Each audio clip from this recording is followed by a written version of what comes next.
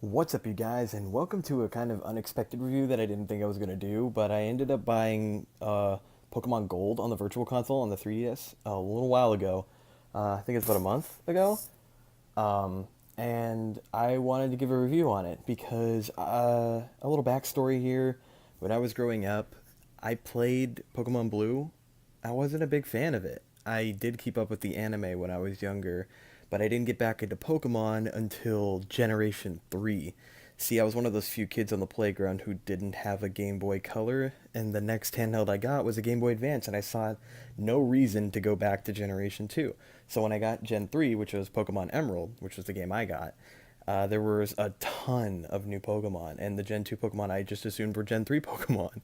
Um, and now that I've had the chance to play it, I think it's appropriate to give my own thoughts on it and necessarily where it ranks, because it's the only Pokemon game I have played. Um, yeah, Generation 2. It's quite a big game. Like when you beat it, you're able to go through Kanto throughout the whole region, but it feels kind of short. What I think is really neat though is that you can fight the gyms in any order you want in Kanto, and that adds to the replayability. I was tempted to make my own team when I started Kanto again, but I thought that that wasn't necessary because the levels were pretty damn high. Except for the wild Pokemon. The wild Pokemon were really goddamn low, and it was really hard to catch Kanto Pokemon because I was overpowered. The locations itself and the music are fantastic. Like I think the towns really stand out, and this is easily one of the best looking games. Like back then, at least. Like you go from Gen 1 to Gen 2, and it looks great. I like seeing all the color and the Pokemon sprites. Not all of them look really weird, but I think that they look great. They look more close to how they look now. Because if you go to the Generation 1 sprites, a lot of them look like different Pokemon entirely. Um, the gym leaders, a lot of them were super easy. Even Claire, because I put the red Gyarados on my team and I gave it Icy Wind, and it made the Dragonairs and like all the dragons go down super fast. No, the hardest gym leader I had to fight was Morty, because my team was not prepared for ghost types. I didn't realize how many physical moves I had until I fought Morty, and I was screwed. So what I did was is that I just used my Feraligatr, yeah, because I picked Totodile as my starter. Used Feraligatr and gave him some really good water moves, and man, even then it was really hard because my Feraligatr could not take the hits. And that Gengar, I had like way less trouble with Whitney's Miltank than I did with Morty. No, I had less trouble with Whitney's Miltank compared to how much trouble I had going against Morty's Gengar. Because I've heard that Whitney's Miltank was the fucking bane of everyone's existence playing Gen 2. But my strategy was I had a Weepin' Bell, and it had Sleep Powder and Growth. So like I just put it to sleep and constantly hit it, and I took it down in like my first try. So that was a good first impression, making it super easy. Um, the evil team, Team Rocket, I mean, they had no point in being here. Their goal was basically to go to Goldenrod City and hijack the radio tower so they can get a hold of Giovanni. And let it be known that this game takes place 3 years after Gen 1. So it took them 3 years to be like, hey, let's go do something evil and try and get Giovanni back, and they utterly fail because of another 11-year-old infiltrating their plans. So good on you, Team Rocket, you're useless. But they do have their own battle theme this time, and it's quite good. Although that infiltration of their base was really redundant, because there was no way to get past those statues. I tried to figure it out, but you couldn't do anything about them. And then by the time you reach the end, there's no point in going back to that area because, Team Rocket's like, oh, we suck. We can't beat an 11-year-old. The Pokemon here are great too. You have like a pretty vast selection of Pokemon to get. Thought someone was opening the door. You have 100 new Pokemon from one game, so you have 251 Pokemon that are available. Well, some of them aren't available because the whole Pokemon does the thing where if you have Gold or Silver, you get specific wild Pokemon that you can catch in those versions. I don't know the specific ones, but I'm sure they're great. Um, and goddamn, this game took me a total of 35 hours to beat, And most of that time, well, I mean, towards the end, I spent so much time grinding before I had to fight Red because, I mean, I felt like I was severely underleveled. Like I was beating the Elite Four no problem, barely using any items. But I wanted to get my Pokemon to at least into the 60s before I fought Red, because his highest Pokemon's level 81, and all his Pokemon are in like the 70s. And I thought 60 would be a good way to do it, because I was able to beat Lance when my Pokemon were all lower than his Pokemon. So I thought, it's a kind of a different way to handle it. When you're fighting like actual people, you want your levels to be even, but when you're fighting AI, even if your Pokemon are lower, you still have a chance. It's just more difficult. And Red, holy shit, what a great battle. He shares the same theme as Lance, which I love that theme a lot, but I was kind of hoping they'd give him his own theme, like maybe the champion theme from Kanto. That would have been super fitting because he was the champion at one point.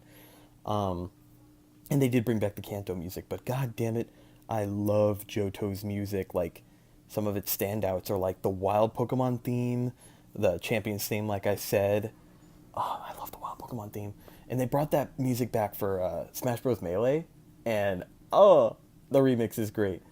Um, my whole team, my final team that I ended on, I had an Ampharos, Shiny Gyarados, the one you get at Lake of Rage, Feraligatr, Pidgeot, Espeon, which took me a while to get, and Snorlax, which I caught doing the whole Pokeflute thing, but that thing is an asshole. Um, One thing I did that I thought was a good story was I made it to Blackthorn City, and when I got the Rainbow Feather, I was like, oh, I can go get Ho-Oh now. And so I went to Ho-Oh, and oh my god, that thing is so hard to catch. I messaged one of my friends, Florencio. Also, shout out to him. He helped me out throughout this entire playthrough because he's a Johto nut, whereas I'm a newbie.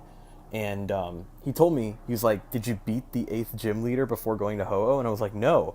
He's like, "Oh, you idiot." He's like, "You got to go to Newbark Town and go to Professor Elm, and he'll give you a Master Ball." And I was like, "Oh, sweet," because Ho-Oh was really the only one I planned on using the Master Ball for, because all the other legendaries don't nearly have as low as catch rate as Ho-Oh. But I ended up not finding any of the other legendaries. I don't know if you can get Entei, Suicune, and Raikou in gold. I know you can in crystal. I don't know about gold or silver. Um, I haven't played the remakes either. If any of you guys want to know that, I've always wanted to play them though, because I love Gen 4. I love the music. I love the graphics. Oh, I love everything about Gen 4. And Heart Gold and Soul Silver look like just a continuation of it too. And now that I actually really like Generation 2 as games, like the original, like going back, it's like, God, I would have loved these games as a kid because it was so much better than Gen 1. Psychic types were still OP, but god damn it, they had Steel and Dark types, which countered Psychic, so it kind of lessened the blow. And, man, I can't wait to transfer these Pokemon to Sun and Moon. I don't... I'll find a way to do that, because you can do that. Now, where Generation 2 ranks, I definitely like it more than Gen 1. I think I like it more than Gen 3, actually. Yeah. You know what? Yeah, okay, so... Alright, that's where it ranks. I think it's just in the bottom 3. Um, well, where does Gen 6 place? Maybe I gotta do a review of all Pokemon, but that's gonna take a while. But I have had played every Pokemon game now. And up next is Ultra Sun and Ultra Moon, which I'm really looking forward to.